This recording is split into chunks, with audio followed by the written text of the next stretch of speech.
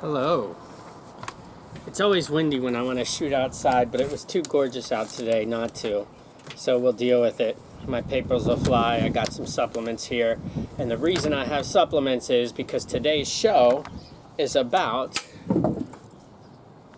how to protect yourself from a virus. What can you take to both prevent, and if you get onset, what can you do to reduce the effects of a virus? And here's the thing. Here's the truth. The thing about it is all these things that they push in the public, they're all unnatural. They're unnatural. We were made from the earth, so the earth provides everything that we need to take care of ourselves. And the reason why they push these products made in a laboratory is because they can make a profit off of them. It's all about commerce. It's all about money. So what they're doing is they try to push these products because they can't patent the natural products. So today we're going to go over some natural ways to deal with a viral infection. And the first thing you want to do always is prevent a virus from occurring. And we know that we want to boost our immune system. So exercise, yoga, do yoga, breathing, meditation. So all these things are quite obvious. Lifestyle, reducing stress. A little bit of stress is okay, but too much stress is not good. So one of the things that I think that is being instilled by the media today is fear and anxiety. And there are things that we can't control. Apparently there's a virus that has spread called COVID-19, and we can't control that. So there's no sense in engaging in fear or engaging in anxious behavior or being anxious or, any of this stuff. The universe is made from love. So why are these people pushing fear? So fear and anxiety is not healthy, and it'll bring your immune system down. So we don't want it. That's number one. So let's go into targeted immune support and prevention. The first thing you want to do, we know we always want to take our multivitamin, our vitamin C capsules, or you can take it in fruit. But taking it with quercetin is awesome. So those two things are first on the list. And I have a list. I have a super prescription here of remedies. And number one that I'm going to bring up here is elderberry. So adults should take 1 tablespoon 4 times daily. Children 1 tablespoon twice daily. And what elderberry does is it inhibits the viral replication and reduces coughing. So elderberry. In fact, I took elderberry all winter, and I'm the only one I know that didn't actually get any kind of an infection or cold. I have a lot of other things that I do, but I took elderberry all winter. Now here's another big one. Vitamin D, take 5,000 IU with meals during the viral season to optimize immunity. Children take 1,000 to 2,000 IUs. Now, here's the thing. I've been doing my work outside in the sun. So, first of all, I've been in nature, which is very healthy. It reduces stress. It's great for anxiety. I don't have a lot of stress, but if you do. And so I'm getting the sun, I'm getting vitamin D, and also some of the ultraviolet rays that come down will help kill any sort of virus. So that's a big one. And then there's Lomatium dissectum. That take 500 milligrams of that. And what it does is it has strong antiviral effects and has traditionally been used by herbalists to treat the flu. This one I do not take.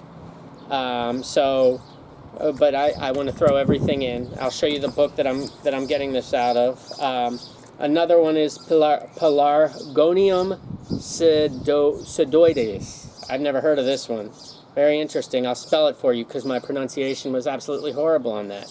Pelargonium sidoides. And obviously I don't take it, but it says take as directed, and it shortens the duration of any upper respiratory infection. This one I do, but I do the Asian, but American ginseng.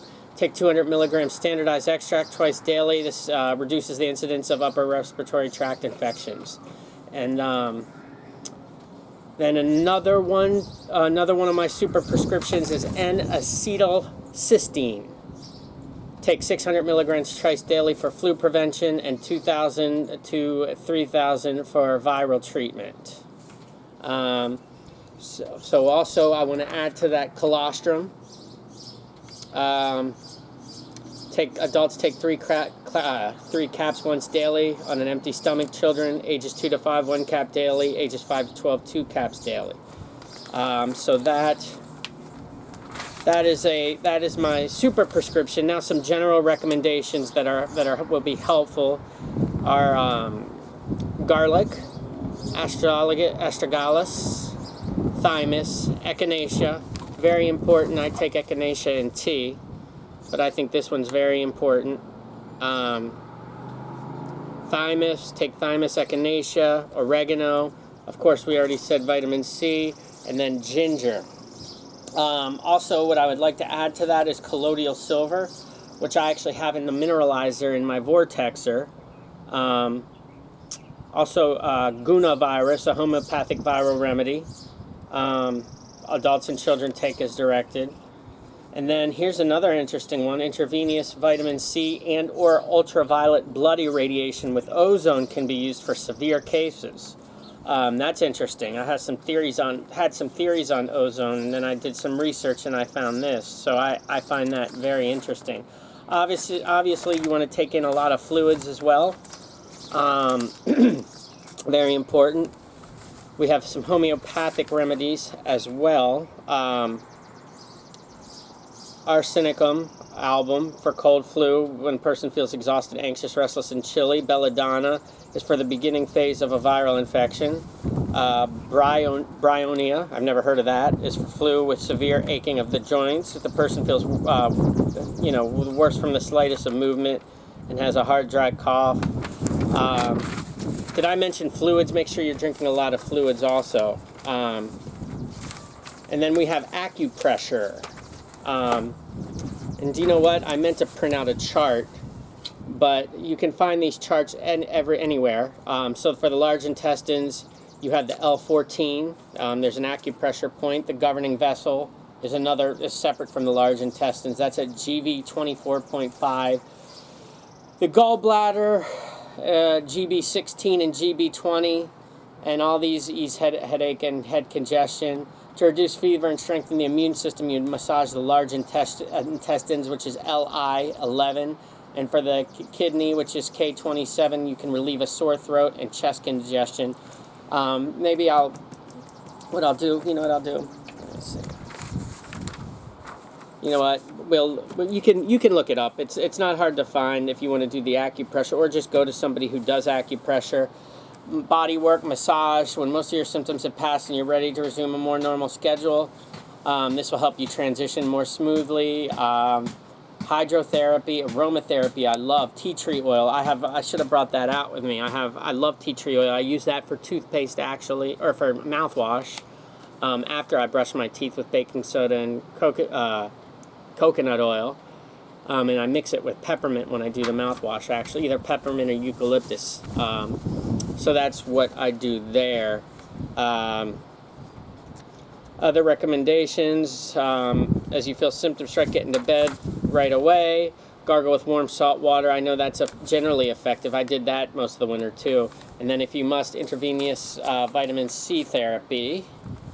So that is that. Now I'm just going to go over some of the things that I take that are outside of my notes that are interesting. I have olive oil, which is for immune support. This is also very good for cancer. I don't know if you can see that.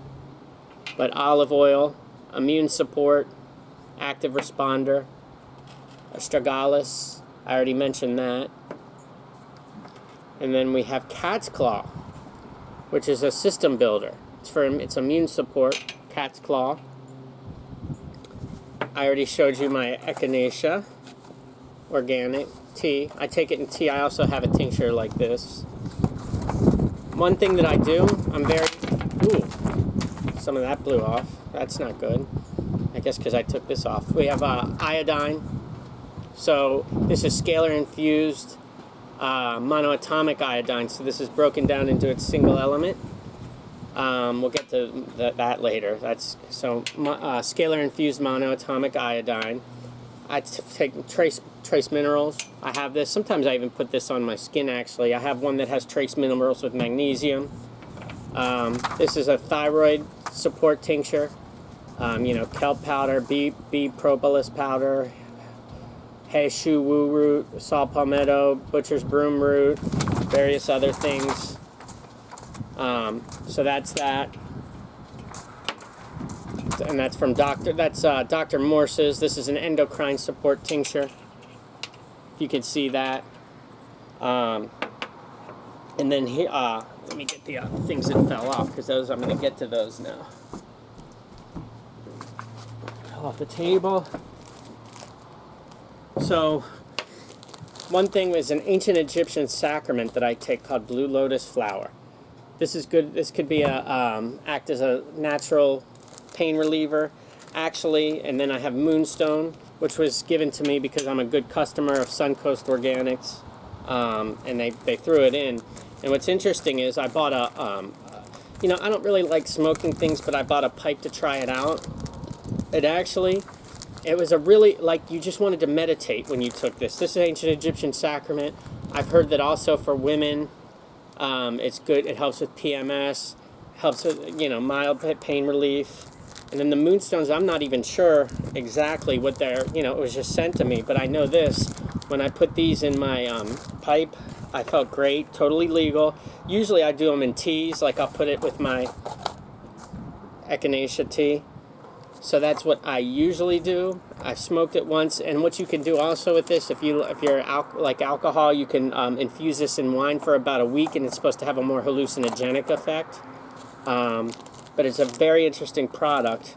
And then I want to get to monoatomic gold, orbitally rearranged monoatomic elements. So here's what's interesting. If you read Exodus 32:20, Moses melted down the golden calf and then fed the gold to the Israelites. Well, now we know we can break the metal bonds from gold and turn it into a white powder, which was, by the way, was found at the caves in Qumran where the Essenes were, this gold powder. They didn't know what it was at first, and it's hard to trace because you can't do a normal assay to trace this. It's broken down into a monoatomic element, so it's basically there's no metallic bond. But you can eat this. You can drink it. I put it in my vortexer, and it has some very interesting effects on what's called the Ka, or what some people call the light body, or what they call in Asia the Chi. But look it up. Orbitally rearranged monoatomic elements, or ORM, monoatomic gold. Very interesting stuff.